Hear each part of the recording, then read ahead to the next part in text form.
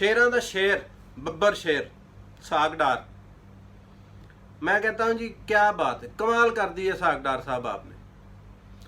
2 दिन पहले जफर नकवी को इन्होंने इंटरव्यू दिया है जी, यूट्यूब पर हैं जफर नकवी साहब, बहुत ही अच्छे सहाफ़ी हैं।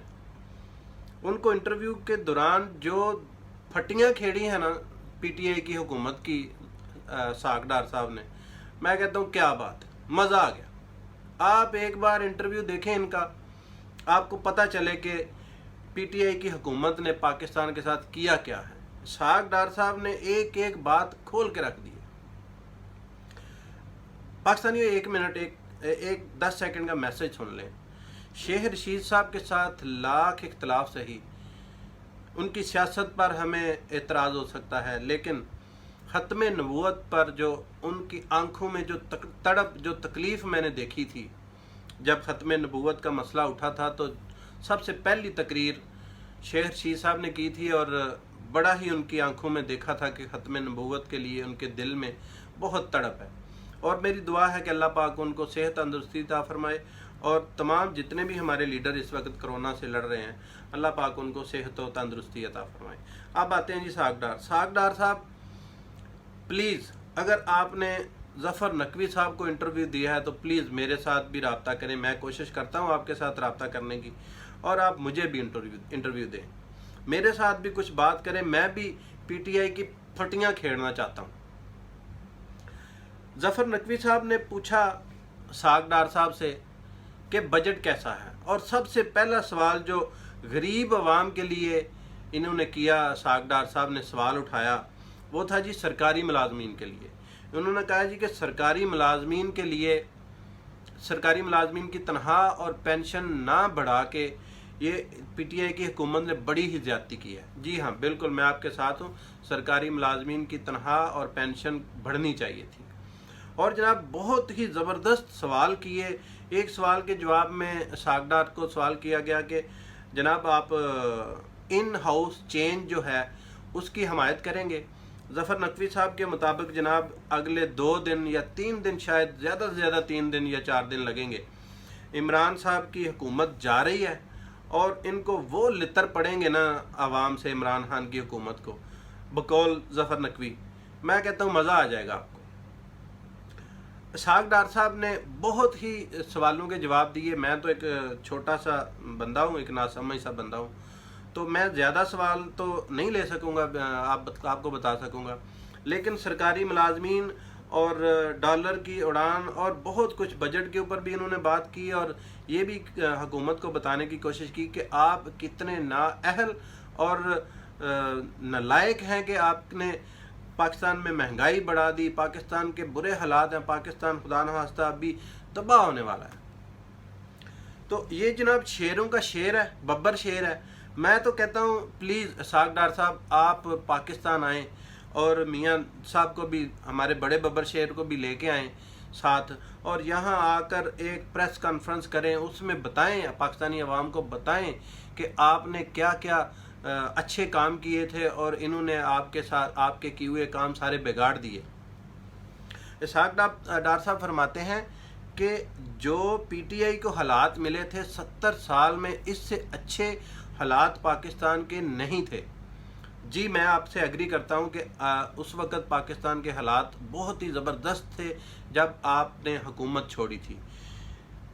जफ़र नकवी साहब प्लीज़ अगर आप एक कुछ 2-3 सवाल अगर उनसे ये भी पूछ लेते ना कि पाकिस्तान की हुकूमत के पास अगर बहुत ज़्यादा पैसा था, दूध और शहद की नहरें बह रही थी, तो कराची एयरपोर्ट गिरवी क्यों रखना पड़ा? उसके बाद जनाब आपने मोटरवे क्यों गिरवी रखा? उसके बाद पीटीवी आपने क्यों गिरवी रखा? उसके बाद रेडियो पाकिस्तान को आपने क्यों गिरवी रखा? अगर इतने दूध और शहद की नहरें बह रही थी तो आपने ये 4-5 इदारे गिरवी रखकर कर्ज लेकर अपनी हुकूमत को चला रहे थे, तो ये आपको क्यों करना पड़ा? जफ़र नकवी साहब आपने बहुत अच्छे अच्छे सवाल पूछे, लेकिन काश आप ये भी पूछ लेते। रह गई बात सरकारी मुलाजमीन की तनख्वाह और पेंशन ना बढ़ाने की, तो 2014 में जिन लोगों को याद होगा, 2014 में पहला बजट पेश किया था नून लीग की हुकूमत ने, اور یہی وزیر خزانہ تھے اپنا اسحاق ڈار صاحب. تو جناب 2014 میں بھی آپ نے تنخواہیں اور پینشن نہیں بڑھائی تھی، شاید آپ بھول گئے ہوں گے. آپ کی اوقات یہ ہو گئی ہے کہ آپ ایک 70,000 سبسکرائبر والے صحافی کو انٹرویو دے رہے ہیں. اگر آپ کی بات میں آپ میں دم ہے تو پاکستان آئیں، آ کے پاکستانیوں کو بتائیں کہ آپ کے ساتھ یہ زیادتی ہو رہی ہے. لیکن آپ کے اندر اتنی ہمت نہیں ہے کہ آپ پاکستان آئیں. آپ کہتے ہیں جہانگیر ترین کو پاکستان سے بھگا دیا گیا، عمران خان نے بھگا دیا. تو بھائی آپ کس خوشی میں وہاں بیٹھے ہوئے ہیں؟ آپ بھی پاکستان آ جائیں. جہانگیر ترین تو خیر آ ہی جائے گا، وہ تو خیر بھاگے گا نہیں، نہ ہی بھاگا ہے. آپ ہی پاکستان آ جائیں، میاں صاحب بھی آ جائیں، میاں صاحب کے بیٹے آ جائیں. اب سنا ہے میاں صاحب کے بیٹے کو انٹرپول کے ذریعے لایا جانے لگا ہے. شاید وہ تو نہیں آئے گا، کیونکہ ان لوگوں کے یہ مافیاز ہیں، ان کے بڑے بڑے ہاتھ ہیں. یہ ایسے تو پاکستان نہیں آئیں گے، ان کو گرے بانوں سے پکڑ کر لانا پڑے گا. اور دوسری بات جناب آپ نے کی کہ آپ نے کہا کہ پی ٹی آئی کی حکومت دھاندلی سے آئی ہے. چلو مان لیں یہ دھاندلی سے آئی ہے. آپ 2013 کے الیکشن میں رات کو 11 بجے خطاب کر کے کس کو کہہ رہے تھے کہ 2/3 اکثریت مجھے دیں؟ رات کو 11 بجے کون سا بندہ ووٹ ڈالتا ہے اور کون سی عوام جو ہے بوتھ کے آگے کھڑی ہوتی ہے کہ آپ کو اکثریت دے، 2/3 اکثریت؟ جناب آپ اسٹیبلشمنٹ سے کہہ رہے تھے کہ مجھے 2/3 اکثریت دیں. دوسرے نمبر پر آپ نے کہا ان ہاؤس چینج آنے والا ہے. اچھا، یہ تو پھر بڑی مزے کی بات ہے کہ ان ہاؤس چینج آنے والا ہے. اور ان ہاؤس چینج کے نتیجے میں آئے گا کون؟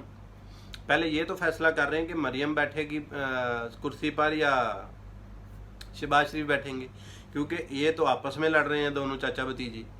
یہ وہ کہتی ہے میں وزیر اعظم بنوں گی، وہ کہتا ہے میں وزیر اعظم بنوں گا، حالانکہ بنیں گے دونوں ہی نہیں. وہ دن گئے نقوی صاحب اور اسحاق ڈار صاحب، وہ دن گئے جب اسٹیبلشمنٹ کے ساتھ مل کر آپ چور دروازے سے آ جاتے تھے. اب اسٹیبلشمنٹ نے بھی اپنے آپ کو علیحدہ کر رکھا ہے، اور آپ کی عوام جو ہے وہ بھی آپ عوام کا اعتماد بھی آپ کھو چکے ہیں. نہ تو آپ کا عوام ساتھ دے گی، نہ آپ کا آرمی ساتھ دے گی. اور کیسز آپ کے اوپر اتنے بنے ہوئے ہیں جو ہم نے نہیں بنائے، جو پی ٹی آئی حکومت نے نہیں بنائے، جو آپ کی جو فرینڈلی اپوزیشن تھی، جو آپ کے چٹو بٹے تھے، ایک ساتھ ہی آپ کھاتے دھوتے نہاتے تھے، آپ کے خلاف جتنے بھی کیسز ہیں انہوں نے بنائے ہیں. آپ کی میرے خیال میں تو کیسز بھگتتے ہی گزر جائے گی. اور رہی بات ان ہاؤس چینج کی، تو یہ تو آپ بھول ہی جائیں. پاکستانیوں، اگر میری بات سے آپ متفق ہیں، اسحاق ڈار صاحب میرے ساتھ انٹرویو کریں گے. میں تو چلو نقوی صاحب سے چھوٹا ہوں ان کے. اچھا دیکھیے ان کی اوقات دیکھیے کہ 70,000 والے سبسکرائبر جو ہیں ان کو انٹرویو دے رہے ہیں. ارے بھائی اگر تمہاری باتوں میں دم ہے تو آؤ کسی ماہر معاشیات کے سامنے بیٹھ کے مناظرہ کرو، ان کے ساتھ بات کرو. کسی ٹی وی چینل پر جہاں پر کوئی پڑھے لکھے بندے بیٹھتے ہیں ان کے ساتھ بات کرو، ہمیں بھی پتہ چلے کون سچا کون جھوٹا. تم آگے اس یوٹیوب پر یہ جو اینک والا جن رکھا ہوا ہے آپ نے بھونکنے کے لیے پی ٹی آئی پر، اس کے ساتھ آپ انٹرویو کرتے ہیں. اب تک میرے خیال میں 30,000 لوگ آپ کو دیکھ چکے ہیں. ماشاءاللہ، مبارک ہو آپ کو. آپ اسحاق ڈار اتنا بڑا وزیر خزانہ، 3 بار حکومت کرنے والی پارٹی کا اہم لیڈر، ڈوب کے مر جاؤ. انٹرویو کس کو دے رہا ہے جس کے ساتھ 70,000 سبسکرائبر ہیں. انشاءاللہ پاکستانیوں ملتے ہیں کل کی دوسری ویڈیو میں انشاءاللہ. اگر بات سے متفق ہیں تو کمنٹس میں ضرور بتائیے گا. پاکستان زندہ باد.